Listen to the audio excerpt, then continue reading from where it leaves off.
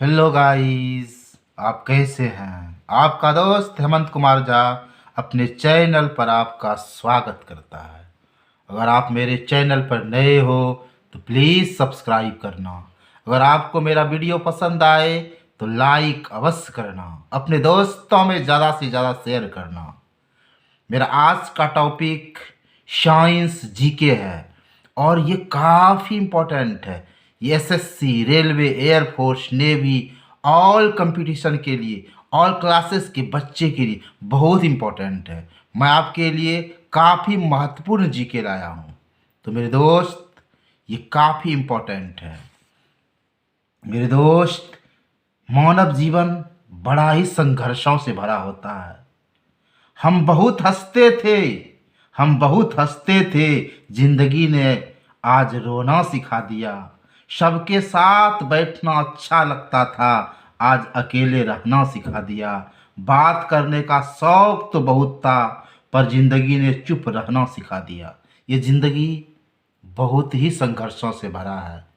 Man life is full of struggle. So मेरे बंधु, जिंदगी में लक्ष्य पाने के लिए कठिन मेहनत करो।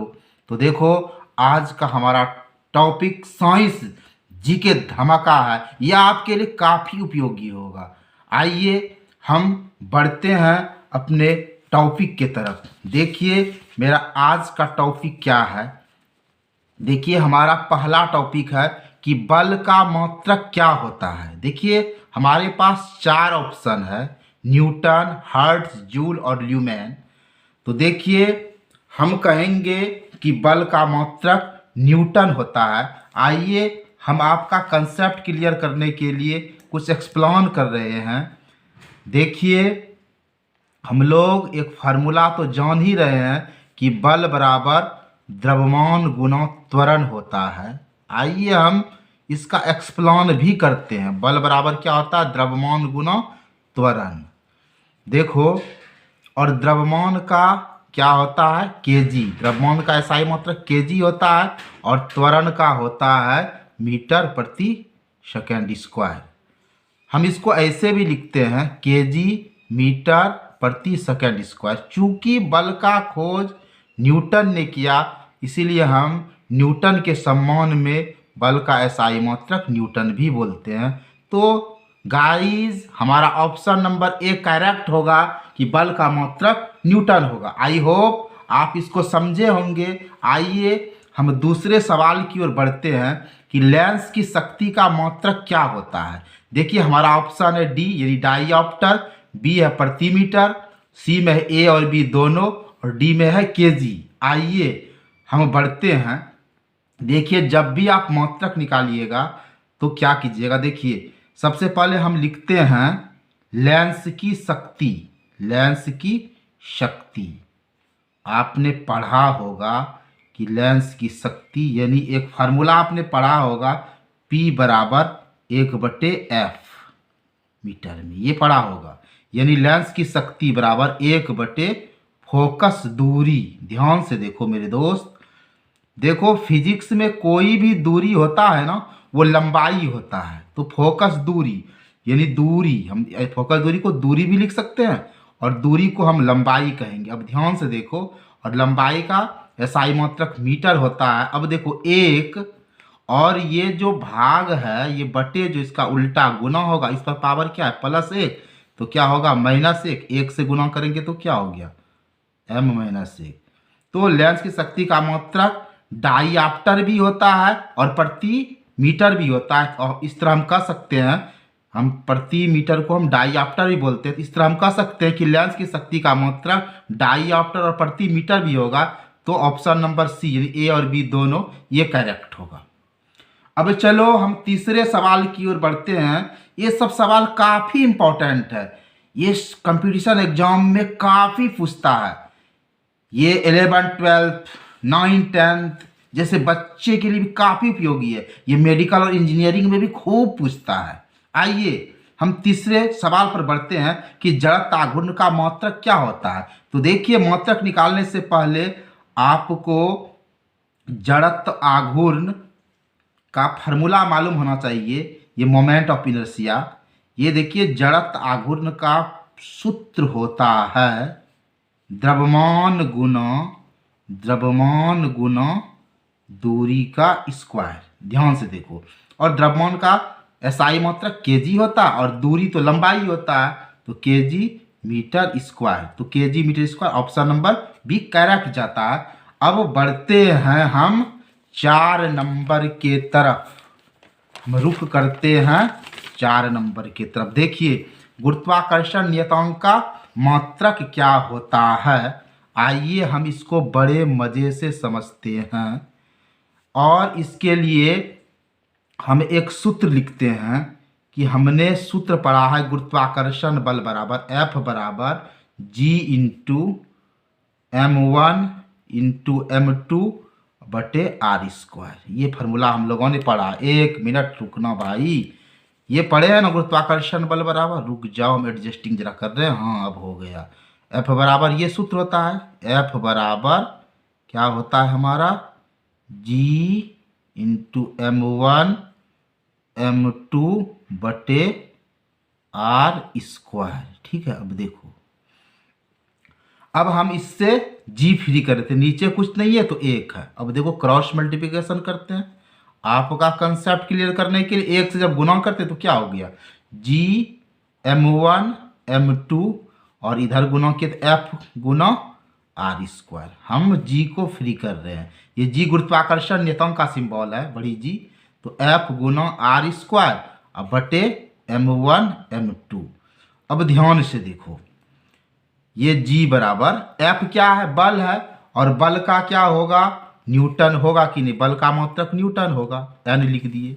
अब R दूरी है और दूरी लंबाई है, लंबाई का मीटर होता है तो यहाँ मीटर स्क्वायर देंगे, बटे M1 द्रव्यमान है तो द्रव्यमान का केजी, M2 भी द्रव्यमान है तो केजी।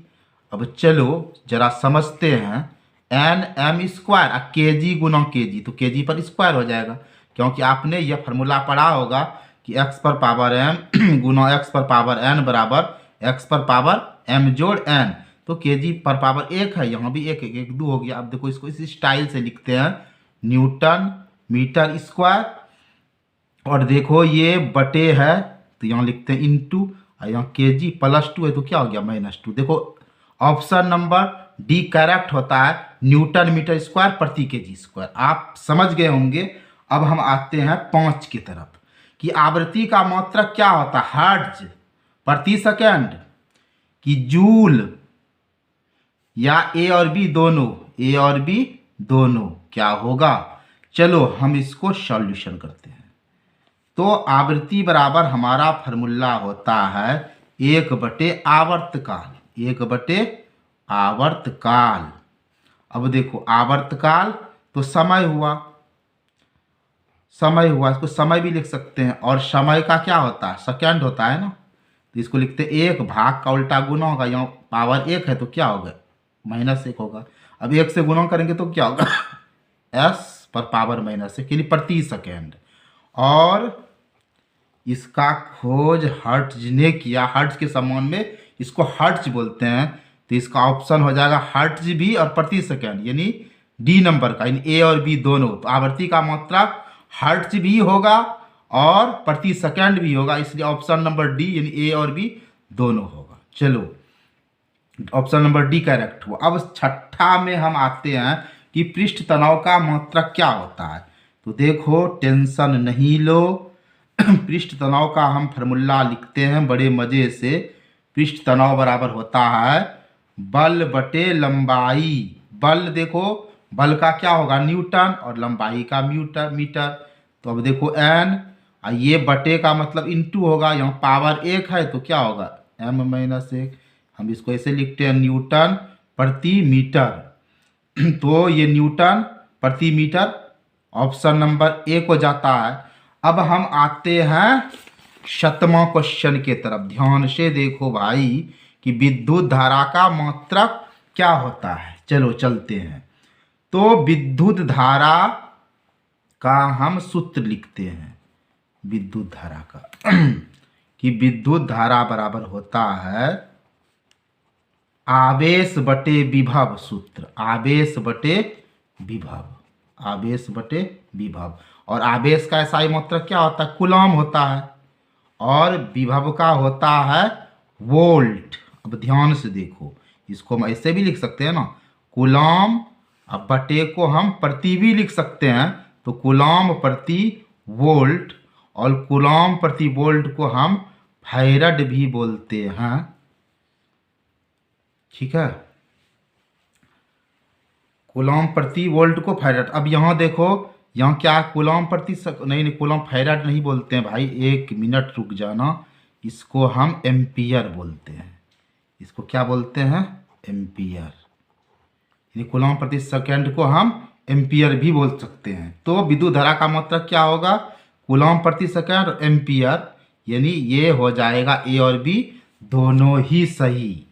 यानी कहने का मतलब विद्युत धारा का मात्रक क्या होगा? कूलम प्रति वोल्ट। रुक जाओ, विभव का तो 1 मिनट भैया। हेलो, सॉरी भैया, हमने विद्युत धारा का फार्मूला मिसिंग कर दिया। चलो कोई बात नहीं है, चलो 1 मिनट रुकना। देखो, विद्युत धारा का फार्मूला मिस हो गया। चलो हम इसको जरा सही कर देते हैं। विद्युत धारा बराबर होगा आवेश बटे समय होगा, आवेश बटे समय। और आवेश का एसआई मात्रक होता है कूलम और समय का होगा सेकेंड। अब देखो, इसको हम लिख सकते हैं कूलम प्रति सेकेंड, और कूलम प्रति सेकेंड को हम एम्पियर भी बोलते हैं। देखो ऑप्शन नंबर कौन जाता है?